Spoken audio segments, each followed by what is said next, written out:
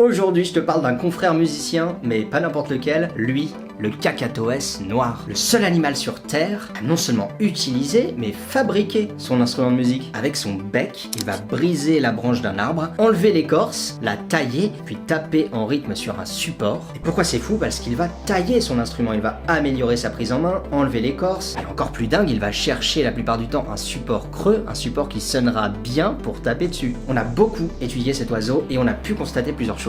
Déjà, ils ont tous leur propre rythme, ils ont plusieurs styles musicaux. Chacun des oiseaux qu'on a étudiés ne tapait pas de la même manière, mais tapait en rythme. On sait que les perroquets ont un rapport de proximité avec la musique, notamment quand on regarde ces vidéos de perroquets qui dansent, qui sont très rigolotes. Rappelons que le sens du rythme est une capacité extraordinaire qu'on observe chez peu d'êtres vivants. C'est Charles Darwin d'ailleurs qui se penchera sur la question de l'intérêt de l'homme pour le rythme. Quant au Kakatoès noir, à votre avis lui, pourquoi tape-t-il comme un fou avec ses petites baguettes sur des troncs de bois?